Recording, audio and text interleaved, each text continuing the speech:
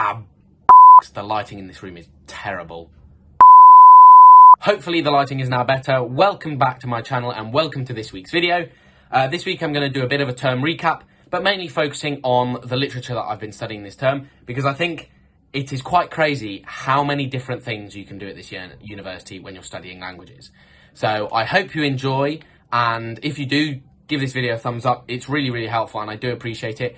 Comment if you have any questions, I will get back to you, and subscribe if you haven't already. So, here we go.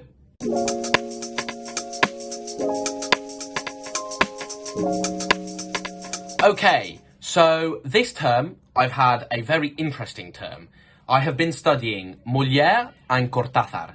Now, Molière was a 17th century playwright in France, very famous for his comedies and even his musical comedies. He incorporated some music into them. And I've had a very, very interesting set of tutorials on this author.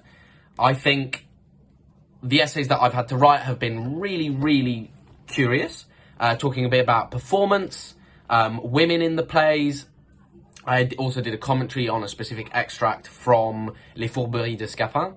And the last essay was about whether the plays are like sort of an essay but in speech, in dialogue. And I've really, really enjoyed them, and I did not realise how in-depth and detailed some of these arguments could be. I think there's a huge amount of diversity of subjects that can be spoken about in Molière, and it's very easy to just label him as a comic writer trying to disturb society a little bit in the way he was writing. There was a lot of controversy around his play Le Tartuffe and also L'École des Femmes. That then created a snowball effect of people criticising him and him responding to the criticism with another play, La Critique des Écoles des Femmes, which then led on to L'Impromptu de Versailles as another response to those criticising him. And I think it's really interesting to see how sort of his writing style developed while having these arguments through his plays. So the church was very much against Le Tartuffe, as they thought it portrayed religion as being hypocritical and that everyone should be sort of wary of religion, whereas he believed that he was criticising religious hypocrisy. You can see sort of the irony there, and people sort of pretending to be religious when they actually weren't, and how that can have a huge amount of power over other people, and how that's just not really very fair. So I really, really have enjoyed studying Molière this term. It's been a huge departure from the medieval literature that I've been doing for the past 2 terms. Do check out my previous term recaps if you haven't already. That gives you a good idea of the sort of things I've been studying. And it's just, I've always known that you can study medieval to early modern to modern literature in this course, but I didn't realise, I did realise, but I didn't quite understand how incredible French literature is, how diverse it is, how interesting it can be. I'm very much one who prefers translating, doing grammar exercising and that sort of thing. But just sort of in the last 2 days, I've literally just been mind blown by how interesting reading books can be. And I personally think that you can get so much out of just reading a book for pleasure. Even if it's some trashy romance novel that doesn't make any sense and is written really badly, you can enjoy that just by reading it. But then if you want to, you can go into so much detail about, like, really quite short plays. I mean, look how thin these books are. That it's just shocking, the thoughts that they can provoke, the sort of the philosophy, the psychology behind how they're written, what is being written about. It's really incredible, and I've sort of just had this massive enlightenment almost, which is brilliant because it means I'm enjoying my degree. I find it really interesting.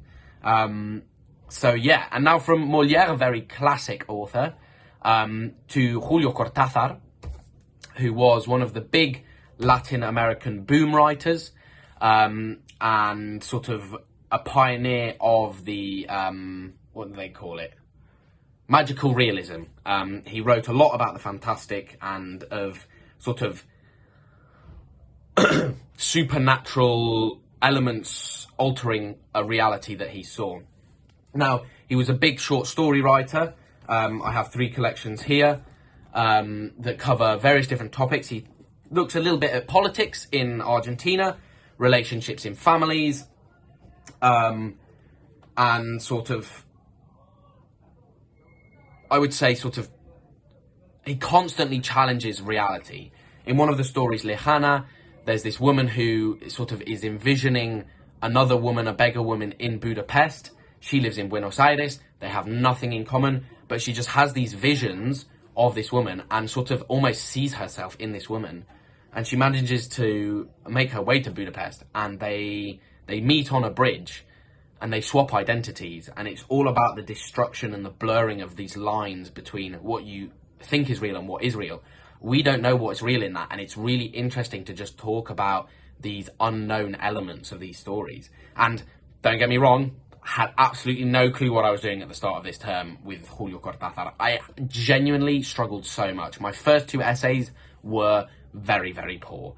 And this tutor I had in first year, I had her for prelims, and I will repeat, once wrote a very, very good essay that she still brings up every time I write a bad one. So the first 2 weeks were quite painful. But then in the essay that we wrote about Rayuela, which is probably his most famous novel, and it's a full story. He has a few others that are sort of longer than short stories. It's a really interesting story because you essentially choose how you read it. There's a contents page at the front. Let me just find it here. And it sort of lists the chapters in a non-chronological linear order. And essentially you can read it sequentially, leaving out the last 60 odd chapters. There are sort of 56 main chapters, and then there are essentially 60, maybe more, sort of extra chapters that don't really matter, but that do give little insights. Well, they do matter. They give little insights into the story, the main body of the story, that you wouldn't have got otherwise. But Cortázar says, oh, you can read it if you want to, or you don't have to. So you can read the first 56 chapters sequentially, or you can go, based on that contents page, you can hopscotch, which is what Rayuela means. You can hopscotch around the story in that order. And we wrote a really interesting essay on... Let me find the title 1 sec. Here we go. The title is Hopscotch Criticises and Also Affirms the Possibility of Knowledge and of Capturing Experience, which is a quote by Beatriz Sarlo, discussed with reference to Rayuela. Now, at first I was like, what the hell is going on? I do not understand this at all. And you know, when you think of sort of going to university, you think of all these brand new ideas that you just don't think you can get your head around. At least that's how I felt. And this is how I felt when I read this. It's like, criticises and also affirms the possibility of knowledge. What the hell does that even mean? And it's just absolutely fantastic how Cortázar structures this novel in such a way that we have to animate our possibility of knowledge, animate our gathering of experience to find knowledge. It's really hard to explain, and it's really hard to sort of understand what it means when you haven't read the book. But it really is just fantastic. And again, I've sort of had a bit of an enlightening term here for Spanish as well. Going from medieval Spanish, which I really struggled with, to this, which I also have really struggled with. It's so different to anything I've read before. And yet it just makes sense in a way that it just works. And it's really quite bizarre, but really fantastic. This video must sound so weird to so many of you, but I think there's something really special about reading books and thinking about them in a critical way, in an analytical way, where you just sort of start to feel as though you maybe understand the world a bit more. And I don't know whether it's because I'm finally growing up. Hard to believe. But it's so interesting, the discussions you can have about reality and what's real and what's not real, and how you view reality. And I really think it's fantastic. So yeah, as you might have gathered, this term has been a sort of a mixture of extremely challenging and really good fun. You can watch my summer rates video from a couple of weeks ago, which shows you how we did there, and it was a really fantastic week of rating. And now that my captaincy is done, I have sort of really enjoyed having a bit more free time and actually being able to work as hard as I want. So yeah, really, really interesting. Molière, I sort of really connected with initially and continue to do so. I think the essays that I wrote were all of a good quality, and Leyla and the rest of Cortázar's work really difficult to begin with. Really, really difficult. I just really, really struggled, and my tutor was quite worried, but I've now managed to produce two pieces of work in the last 4 weeks of term that worked, I guess. I mean, I don't know what happened. It's a subconscious sort of click in my brain, I guess, and it's fantastic.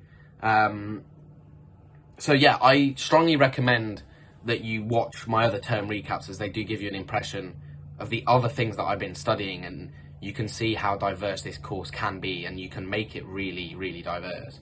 The period papers, like the medieval things, you look at a vast array of works. The corpus is huge. You have so many different options. And then with these papers here that I'm studying at the moment, you pick 2 authors that you really dial into. So for French, I've done Molière and Racine. I'll look at Racine after my year abroad. And for Spanish, I've done Julio Cortázar and Federico García Lorca, who I absolutely love. I find his poems really inspiring, and I cannot wait to study the rest of his works as well in 4th year. So I hope you've enjoyed this video. It's completely chaotic. I just felt like I needed to say how much fun I've had this term studying, even though at times I've definitely been feeling like, oh no, what have I done? So yeah, do give this video a thumbs up if you have enjoyed it. Ask any questions about my manic ramblings in the comment section below, and subscribe if you haven't already. Next week, or in a couple of weeks' time, I'll release a video on my year abroad plans. They're starting to take shape very nicely. I'm currently looking for accommodation somewhere in France, and stay tuned.